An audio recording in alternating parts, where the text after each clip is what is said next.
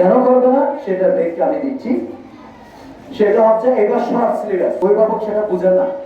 সেটা হচ্ছে যে 5ই আগস্টের আগে আমাদের একটা কারিকুলাম ছিল, একদম প্রথম শুরুর দিক।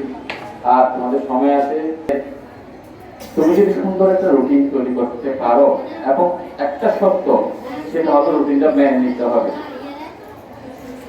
এখন রুটিন মানলো তোমাকে কে, তাহলে তোমাকে আটকানোর সুযোগ পাবে না।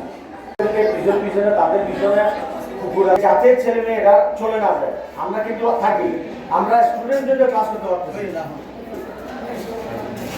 করতে যাই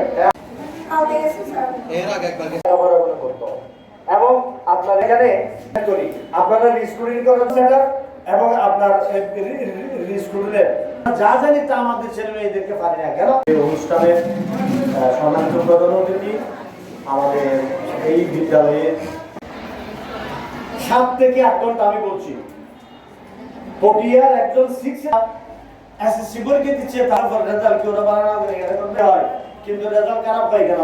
দুইটা কারণ। স্যার আছে আমাদের কেন্দ্র, তারা স্কুলের নামে প্রেস করা হয়।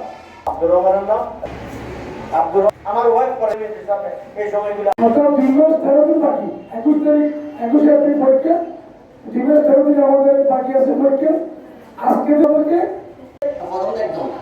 কত বড় ছিল অত একটা মেয়ে আমাদের ছেলে আল্লাহ কি বলে গেছে খারাপ হয়েছে, ছায়া দেয়, ফল দেয়, ফুল দেয়।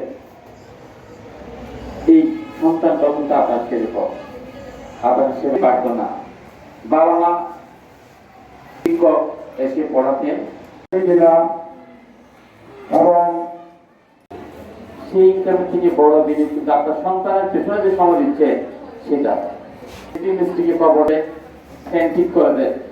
এবং আপনাদের যেতে হবে শিক্ষকের কাছে, যিনি পড়ায় তার কাছে আসতে।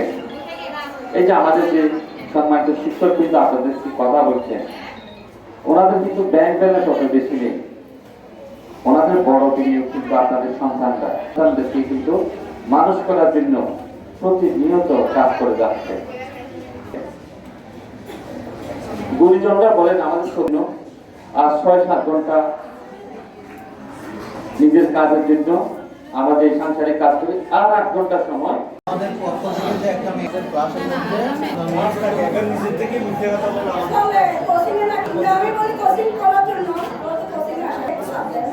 আমি চাই আমাদের আমি কথা বলবো তুই আসে দিয়ে একটু দিয়েছিল সেটা না।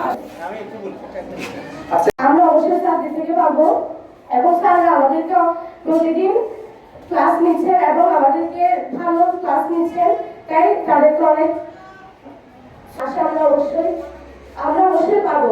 আমরা যদি প্রতিদিন ধন্যবাদ।